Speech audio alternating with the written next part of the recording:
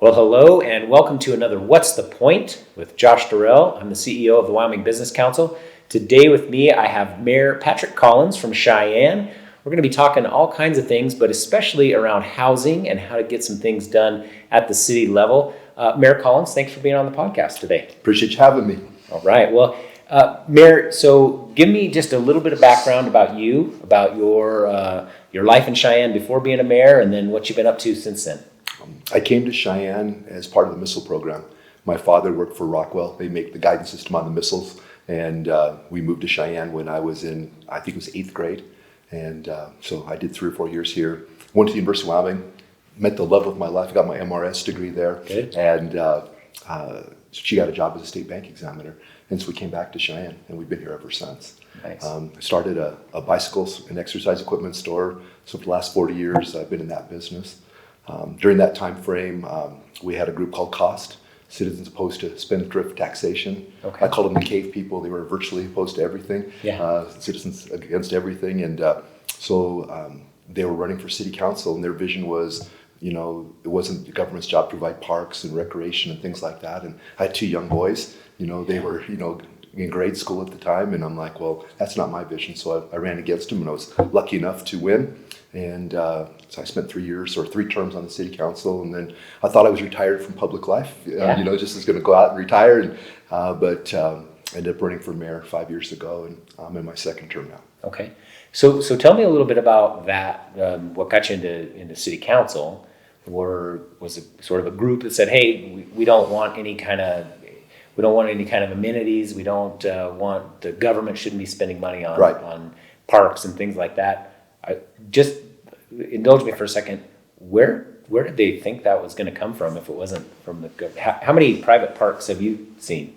I think they had 2 thoughts. They talked about Fort Collins had great things like that. People wanted that they could go to Colorado. And the other thing was they thought the private sector, honestly, if it was important enough, the private sector would do that. Yeah. We have great examples where it's tried. We have the Ice and Event Center. Right. Great group of people started that, but they just couldn't make it work. Right. And then we had the Beast Foundation, which was a great lady named Andy who built 4 gyms to make space for her kids in the community, and but she couldn't make it work either. It's too much. It's a lot. That's what the city does so well is, we program youth sports and adult sports and those types of things. So we bought those facilities, and, today they're doing really well. But, I think about your job and, trying to bring primary jobs to a community. And I think my job is to create an environment where people would want to bring companies. Right. We need to make the public investments in the quality of life and in our infrastructure so that you guys can be successful on your end to bring those primary jobs to Cheyenne and to Wyoming. Right.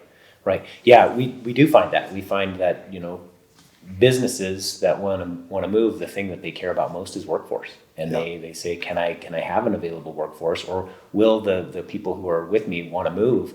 And they say, gosh, we need parks, we need housing, we need these things that people are used to in other places, or we're competing for talent. And Correct. We find it even for businesses that are in Wyoming already are saying, we can expand if we have workforce. Yep. We have the ability, we have the know-how, we have the market, we have the ability to expand, but we need workforce. And so as we talk to them about what's stopping workforce, we hear about childcare, we hear about housing, we hear about amenities. Some of those things we can plug into, but I think it's really interesting, the relationship that the state, the county, and the communities, the municipalities have. Those relationships are really important because we all are on the same team. So tell me a little bit about when you first came into being a mayor, what did you think were going to be some of the challenges that you would see? Well, the things I thought were going to be my biggest challenges was housing. Mm-hmm. I really thought that was going to be a big one. And we created right off the bat an affordable housing task force because I understood it was going to be a problem, but I didn't understand the issues well enough. Okay. So I wanted them to help us do that. And then I knew water was going to be a challenge for us. Right. And with the Colorado River, in fact, it's in today's newspaper, they're talking about the Colorado River again. It's not doing well. And 2/3 of Cheyenne's water comes from the Colorado River. And there's a very good chance in the next few years that they're going to have to make a decision on turning off some of the more junior water rights because there's not enough water to share. Unfortunately, our water rights are very junior, and it's literally 2/3 of our water. Wow. So we have an excess of water, 22,000 acre feet of water. But if they turn that off, we'll only get about 7,000. and we use about 12,900 a year. So we'll have a deficit of about 6,000 acre feet of water every year. And so how do we fix that? Yeah. So those are probably the two things that I recognize would be there. And then I think the third thing was just getting civility back to government. We had council people, mayor, fighting with each other, fighting with the county, fighting with the governor. Those types of things. When management's fighting, nothing gets accomplished. Right. And so those were the three things coming in. We knew roads were going to be a challenge, and Yep. and they still continue to be a challenge. Finding the resources, but also finding companies with enough bandwidth to do all the work that's available. Okay. The contractors used to have 2 and 3 crews working on roads, and because of the workforce, there's Right. not as many crews, and so there's not as much bandwidth to get the work done every year. Right. So we're facing some challenges. Yeah. But I loved your comment about business expansion and retention for Wyoming businesses. Right. I always tell people, those companies know the wind blows, Yeah. that it's going to be cold in the wintertime. Yeah. They know everything about Wyoming, and they still love it here. Yeah. And so that's our best chance to create new jobs. I agree, And yeah. so our job is to try to create that environment where they can be successful. Yeah. And that's a hell of a challenge. Yeah. So we're going to talk about housing, because I Okay. know that not only is it something that you care about, but it's something you know a lot about. And so we're going to talk about that here in a second. But let's talk fiscal system just a minute about how a community, what's the fiscal system look like for a community? Is it easy to grow? Is it hard to grow? Tell me a little bit about it from your perspective. Yeah, I say it's very difficult in Wyoming for a community to grow. You made a comment the other day in a meeting we were in, that we're surviving now when we should be thriving. That one resonated with me. We have just enough money to barely get through. And so it's very difficult for us to be able to invest back in ourselves. So without the 5th and 6th penny sales taxes, we would not be able to do it. Right. And in Cheyenne, the 6th penny has been hugely impactful for us in being able to do big capital projects that need to be done. Okay. Building bridges that have to be done, building buildings. The only thing we've not been successful in is getting recreation through that venue. But everything else, we needed new fire stations, we need fire apparatus, we need law enforcement. Those kinds of infrastructure things, the voters of Laramie County have been amazing. That's good. Yeah. That's good. So tell me a little bit about that. So, building bridges and building that infrastructure, it doesn't feel all that sexy like a rec center, but voters are saying, hey, we get it and we understand. How do you help that communication process there? It's a challenge, I think, to try to get the word out about what the priorities need to be. And so I think on our 6 penny sales tax, the county commission in the 4 communities, Pine Bluff, Alvin, Burns, and Cheyenne, I think we do a really good job of having a transparent process of vetting all the projects, talking to the community about what they are, why they're important, so that when we go to the voters, they are pretty well versed in that. Right. Gunnar Malm and Troy Thompson have been, our county commissioners have done a really good job, I think, of leading that effort. Dr. Rainey on our city council has been in that for a very long time. And so I think that has helped us a ton.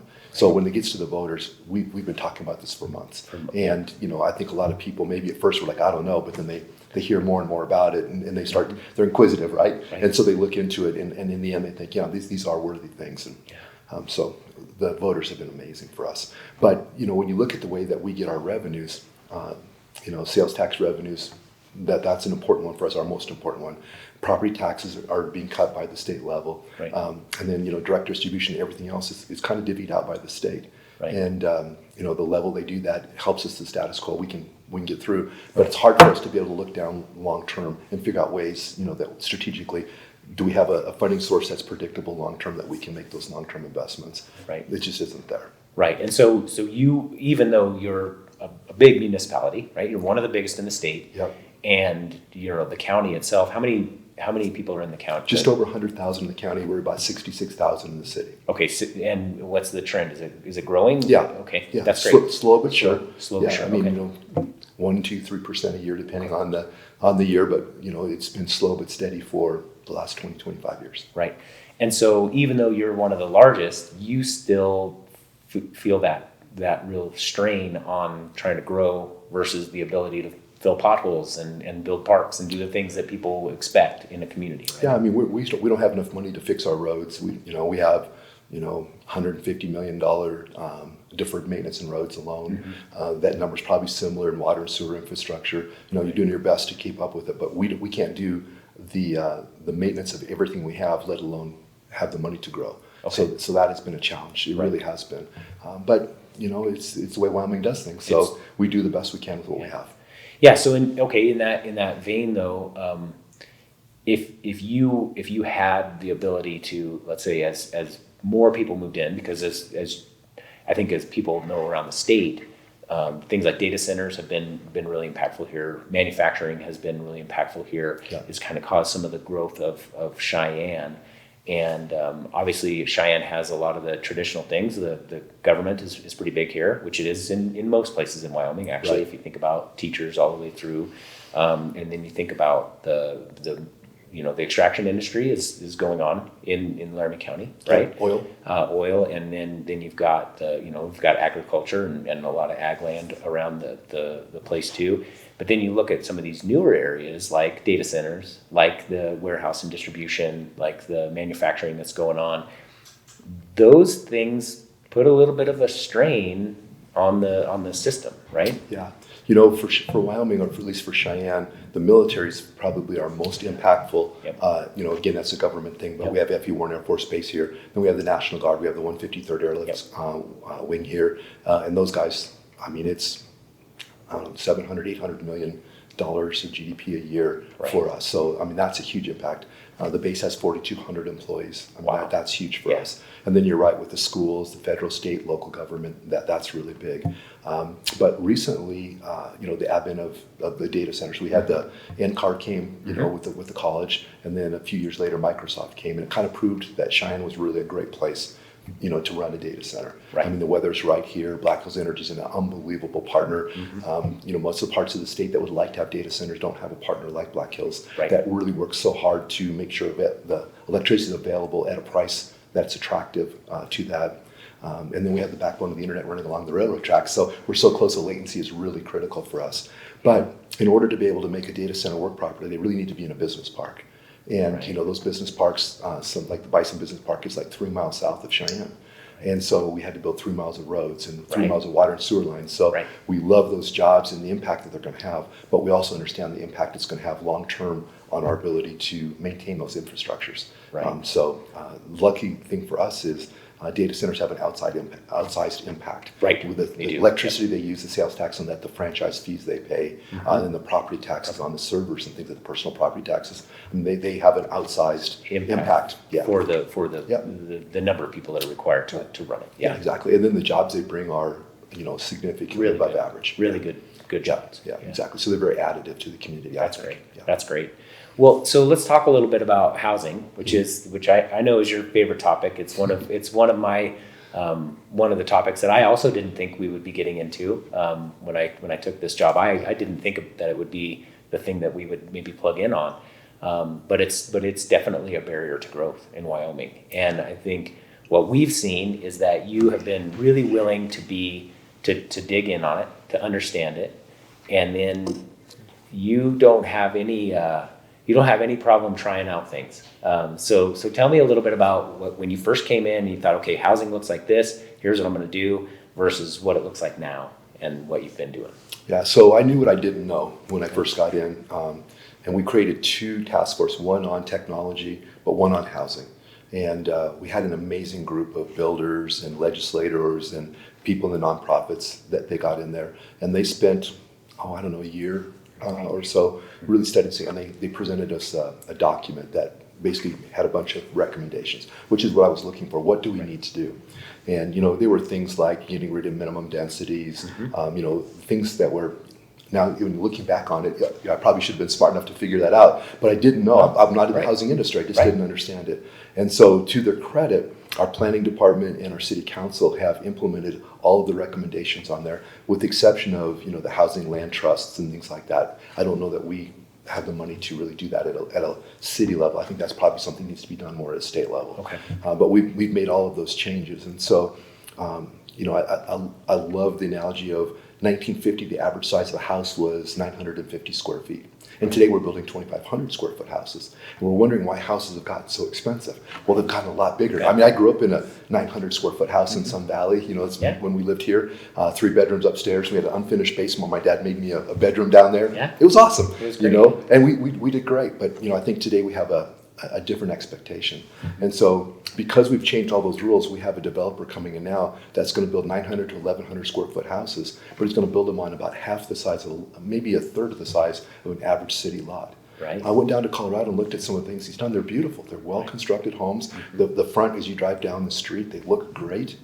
They're just really small, and they're going to be maybe around a $300,000 price point, which is something that would help somebody be able to buy a home. That's right. So, so that's been a challenge for us. And then, from the apartment size, we had restrictions. You could only build in like 60% impervious surface on a piece of property. Okay. Well, that means 40% of it had to be landscape, which is expensive, but we're wasting that property. Now we can cover 80 or more percent of a property in impervious surfaces. And then our apartments, we had parking regulations that made it difficult to build one bedrooms because you had to have 1.5 parking spaces. And you won't think about that being a big deal, but that cost is. So our city council and our planning department, again, worked really hard to change those rules so we have less parking required. We reduced the facade requirements to try. We heard that requiring brick and stone added like $400,000 to an affordable housing project. Wow. That's a lot of money. When you think you add that into a 50-unit building, and that's $10,000 almost per unit cost, and it makes it more difficult for those people to rent at those lower rates that are necessary. Mm-hmm. So we've made a lot of changes, and the great part is now we're starting to see development follow that. So we've got a couple of developers who are building smaller homes on smaller lots, which I think some of them are duplexes, some are single family. I counted this morning in my mind, and I think we have around 500 or 600 apartment units under construction right now. That's great. They're a little bit on the higher end, but a unit's a unit. We'll take it right now. And the market sort of decides on a lot of those things, right? It does. Okay. I'm not king, so I can't tell them what to do, but I'm pleased they're doing that kind of stuff. So I feel like we're starting to make some real inroads on the market side. The area that I'm most concerned about is the affordable housing. Yep. And to me, that's the income restricted housing where a family, they're working hard, maybe have 2 jobs, but they don't make enough money to truly be able to afford a market rate house, whatever their current rents are. And so there's programs, that we have that allow them to be able to get an apartment for maybe a little bit less than the market would be. Yeah. And that allows their family to thrive because instead of paying 60% of their salary on housing, they're in that 30% range. That means they have a little more disposable income for their family. Yeah, that's exactly. Right. And in Wyoming, we'll do that through low-income housing tax credits. Okay. And we only have $3.1 million a year to do that. So we can only build about 100 units a year for the whole state. Cheyenne, when I became mayor, we had 1,000 people on our affordable housing waiting list. Today we have 2,000. So in 4 years, that doubled. So I could take every affordable housing unit the state could build just in Cheyenne, let alone Laramie and Gillette and all the smaller communities in the state. And so that's our biggest challenge, I think, is how do we do that? Because these are the people that work in a lot of the quality of life things. They're going to work in our grocery stores. They're going to be the barista that made my coffee this morning. And we expect those jobs, when we need those people to be successful, for our economy to be successful. Right. And so that's where I'm really focusing right now, is trying to figure out how do we bridge that gap and get more affordable housing. Because I think the market, with all the changes we've made, we're starting to see some interest from outside and inside Cheyenne. Now we have to figure out how to get more affordable housing. How to get that. So we're going to talk a little bit more about that. I want to take a quick step back because you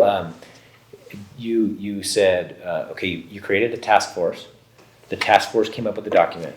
City council and you kind of said, let's do it. Was it that simple? Yeah. So that's all we got to do. Just do it. Get a piece of paper and get it done. Talk to me about reality there. I think what we did that worked really well is, our planning director and our planning staff, instead of just bringing all those changes at once, they picked one. Okay. And they educated us about why it was important.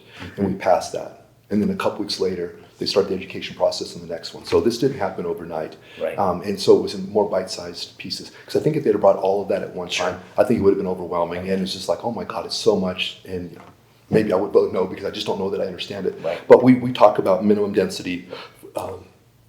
Used to be we have to have like a 7,000 square foot lot. And now, as long as you can meet the across the front of the house, the setback on each side, and the setback from the street and the setback from the back of the alley or of your property, we don't care how big it is. And so now we have people coming, literally building on 2,750 square feet. where you used to have 7,000. So you think about the cost of land right now in Cheyenne. Land is really expensive. So that's like a third of this, almost not quite a third. Yeah, exactly. So we cut that cost. And then if you think about the cost of the infrastructure going across, you're able to spread that out over more homes. Exactly. Right? And so that helps make that work. So I think what Charles and Seth and that team did that was really smart is we took them in smaller increments. And that worked really well. Yeah. And the only one that really we couldn't get past was the facade. So we came back and I asked them, well, could we just do it for affordable housing projects? And they said reluctantly yes. And then after they thought about it, the city council themselves came back months later and said, you know something, we should just do it for everything. So the city council, even though they voted it down, after they thought about it for a couple of months, they actually came back and said, no, this doesn't make sense. We need to be more active and give architects and developers an opportunity to decide what their buildings look like with some minimum standards that we have. Right. So I'm very proud of the work that they did. Yeah. So did you face any pressure as you were trying to make those changes?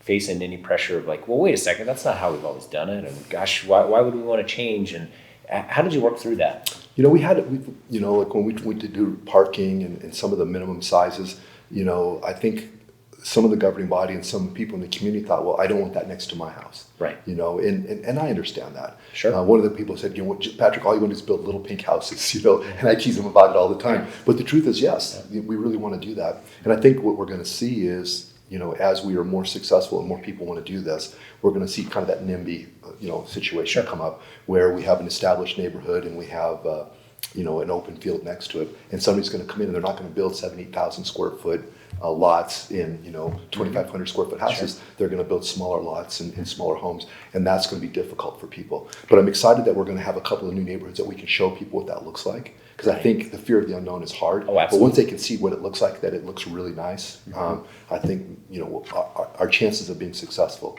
because that protest position makes it really hard. Yeah. If the neighbors don't like it, then we have to have 8 of our 10 members vote yes, and that's a very big challenge. That's a big hurdle. So one of the things that we're trying to sort of help people understand is that this whole idea that you've got one big solution is going to take care of everything. That doesn't happen. But you can build momentum and build know-how and sort of help people understand what you're trying to accomplish over time, and then get those muscles built up. Almost like, hey, we're making decisions, we're making changes. Some of them are small, some of them are bigger, and then people feel more comfortable with it.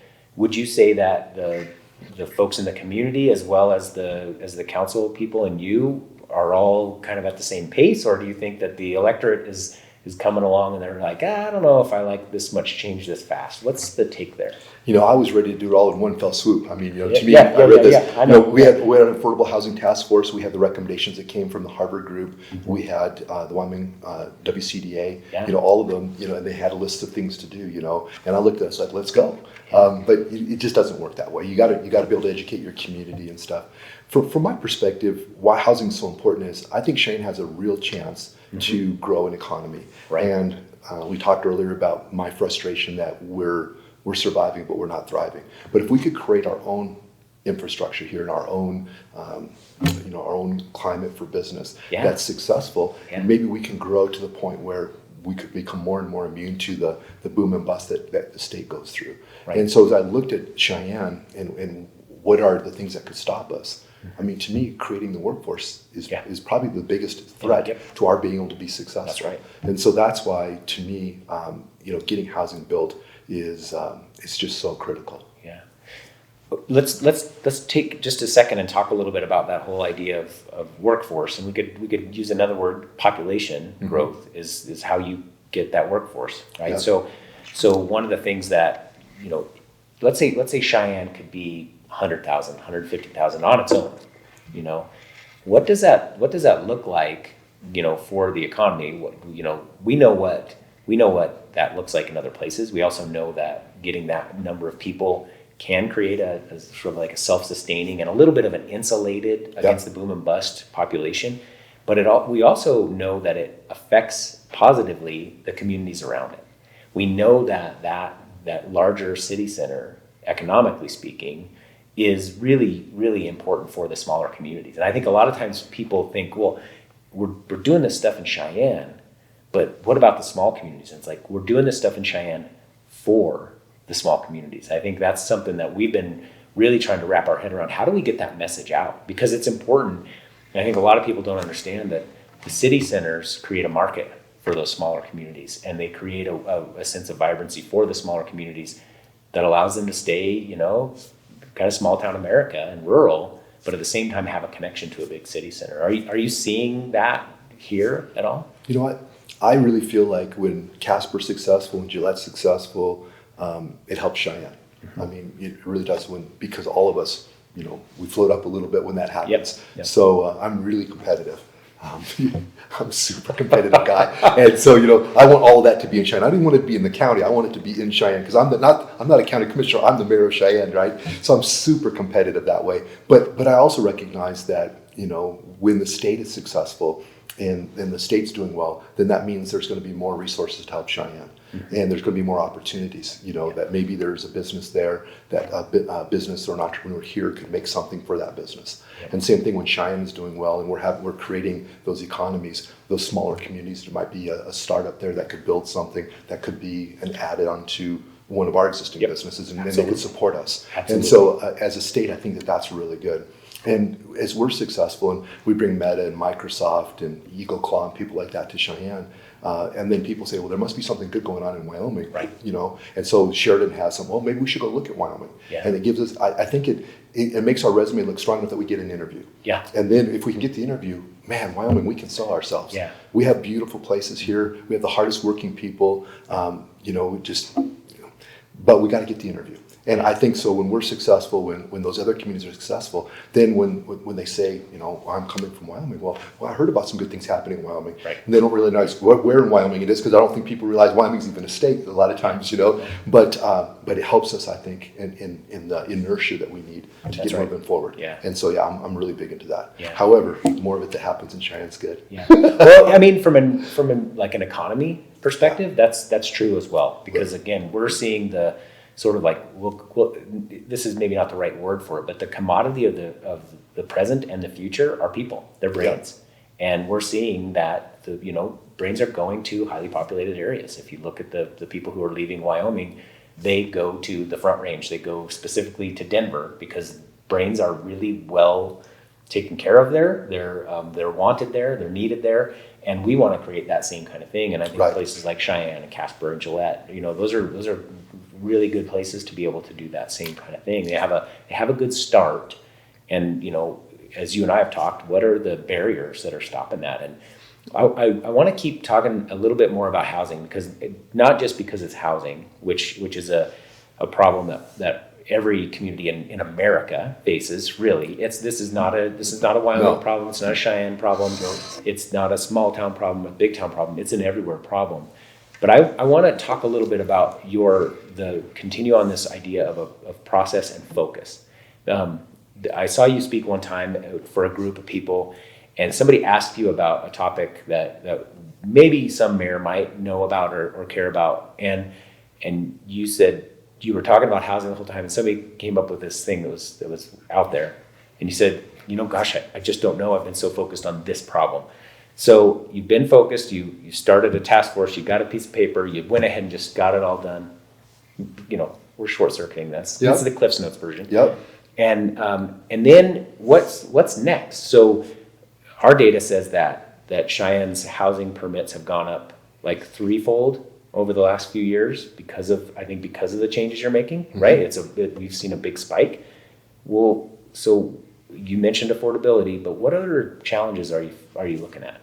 Well, I think, you know, one of the challenges we have is enough workforce to build the housing here. Okay. You know, people in the trades. And so one of the things I've suggested to our contractor licensing board is, right now, if you're a journeyman, you can have 2 apprentices. Okay. And I'm like, where did that number come from? Right. They're like, well, I don't know. It's always been that way. I mean, my dad was an apprentice. You know, it was 2 back then. Mm-hmm. I'm like, well, what if it was 3? We could have 50% more people learning the trades. And so we're working on that right now. And I'm hoping, I thought it'd be done by now, but I'm hoping that we'll have that everything but electrical. Okay. Electrical's handled by the state. But as soon as we get that done, I'm going to go talk to Byron Matthews in the state and say, where did 2 come from? Yeah. And ask about that. The other thing I asked for was, you know, maybe what we need to do is have a different kind of journeyman, which is a residential journeyman.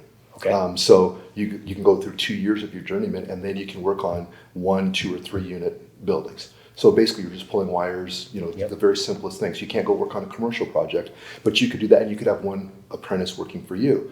And then that would, because we're losing so many of our journeymen to data centers Right. that are supposed to be building houses. But if you could work for 2 years, and then you could become your own journeyman and work on residential structures, Yeah. then they couldn't be poached because they can't go work there unless they're going to go work as an apprentice. Right. And would you want to be an apprentice pulling stuff for guys, or you want to be the boss? Be the boss, And so we're working on that. And so Okay. we're writing rules now, and I'm hoping in the next month or two that we'll have both of those things done. And that was my way of looking at how could we grow the workforce, around housing. So I think the contract license would like the idea, and then we're going to have the electricians are going to be a real challenge for us, and we're going to have to either do it by legislation or hopefully the state Yeah.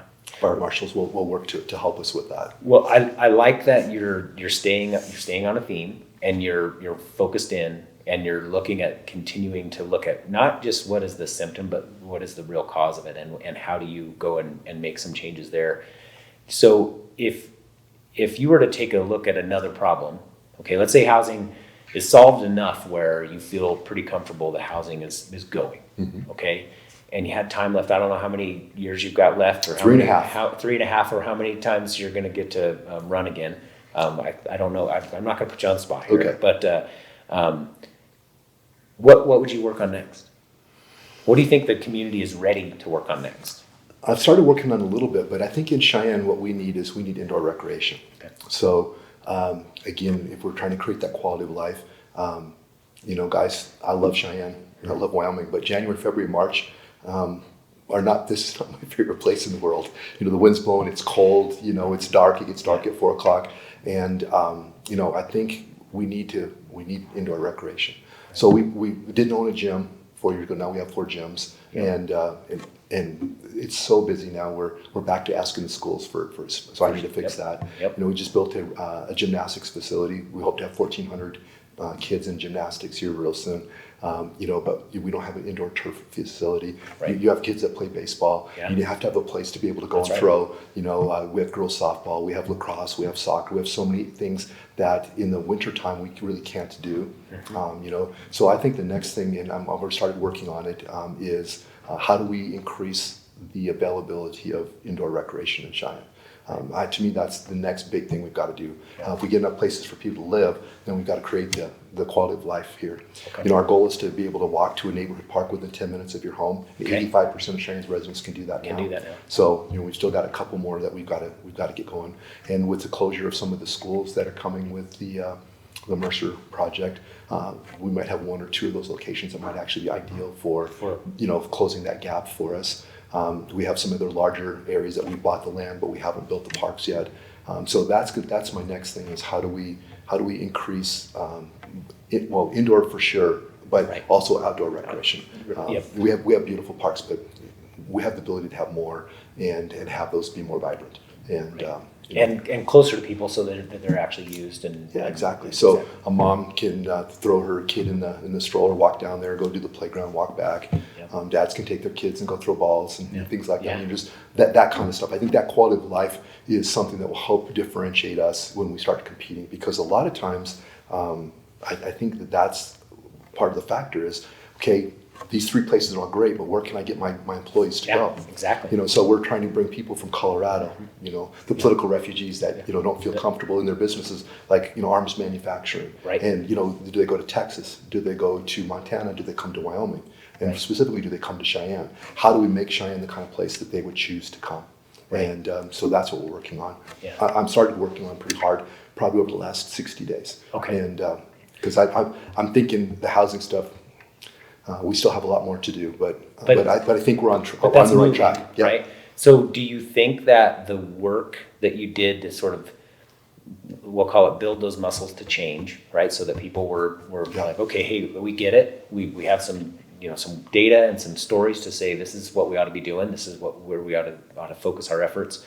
We've made some changes. We survived politically to do that. Like a lot of times people are like, well, I'm afraid to vote for those kinds of things because it could affect whether people will vote for me. So you've kind of built that muscle. Right. And so this next one, do you think it'll benefit from the work you did on housing? I think the muscle's really different because I think we had a regulatory problem with housing. Right. And we could fix that internally. Okay. With indoor recreation and outdoor recreation, I think our biggest challenge, we know what we need to do, but how do we fund it? And so, you know, I mean, we don't have a rec center in Cheyenne. I would love to build a rec center, but, you know, I don't have a way to find $50 million. Yeah. And I don't think you're going to give it to me.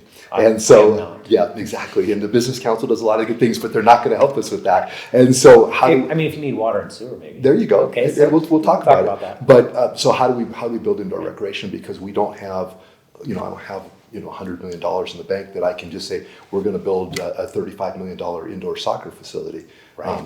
Because we just don't have that money. So the question now is we know what we want. It's how do we get there? And so it's a completely different calculus from my perspective. So that one puts more, so you had the regulatory constraint with housing. Yeah. And so you worked that angle and you worked through the process to make policy changes in order to get rid of those regulatory, you know, constraints. Mm-hmm. Okay, so now you're talking about a fiscal constraint.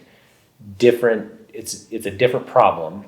Yeah. What levers will you pull? Like how do you, I mean, I don't want to, you don't have to show me all your cards, but I mean whether it's amenities and recreation so that you can attract families and keep them here, mm-hmm. or whether it's, you know, running water and sewer, filling potholes, the fiscal challenge is real. So So we're going to have to create public-private partnerships, okay. And so we're going to have to see if the private sector will be willing to help us fund those. We can fund a lot of it, right. You know, but we don't have enough money to do the whole thing. Right. So, you know, if we could come up with half the money, could we find a way for, you know, the private sector to partner with us, mm-hmm. To do that? And so that's the things we're working on right now, is to try to find out, you know, prioritize what needs to be built first, what would that cost, and mm-hmm. then what kind of partnerships might we be able to put together in order to do that. Okay.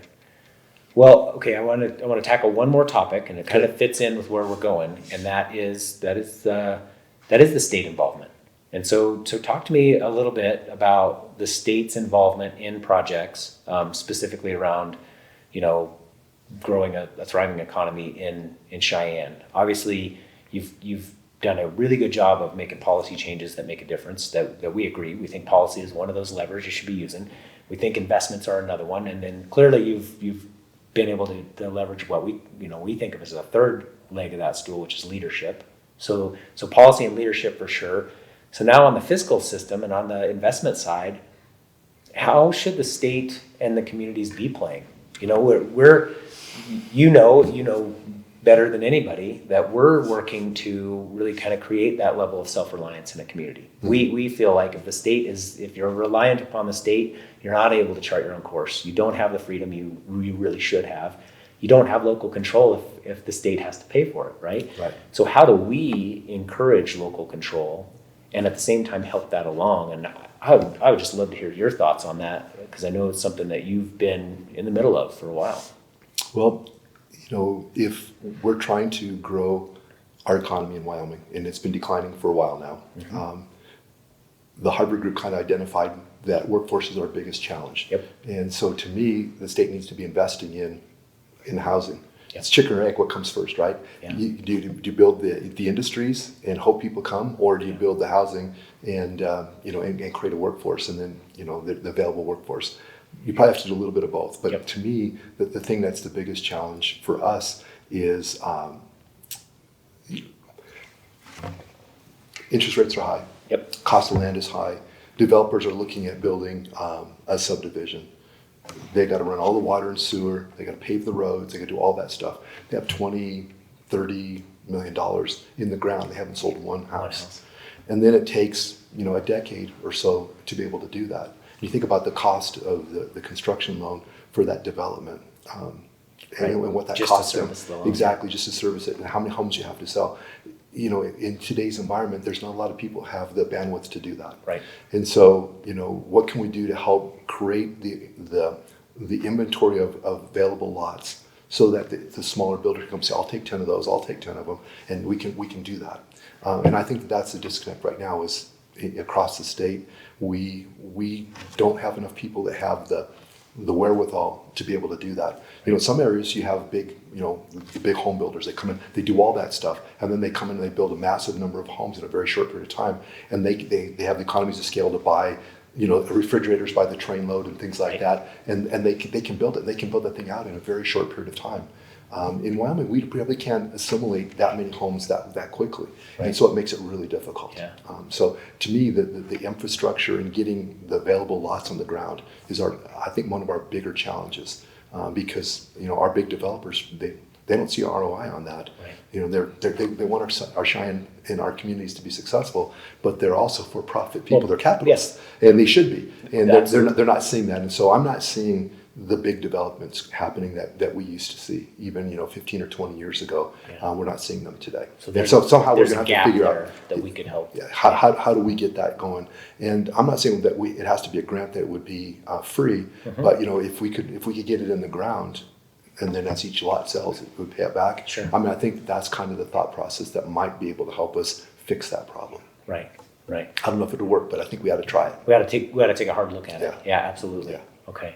Well, Mayor, you and I could keep talking all day long about this stuff. I just have the utmost respect for the way you've worked through this problem, the fact that you've dug deep into it. You've really kind of identified the true challenges and taken them head on. Even though you might have wanted to take them all at once, you were smart enough to take them a little bit at a time and make some real progress. And I think there's hopefully what people can see from this discussion, and they definitely get it when they talk to you, is one, you have a ton of passion for your community.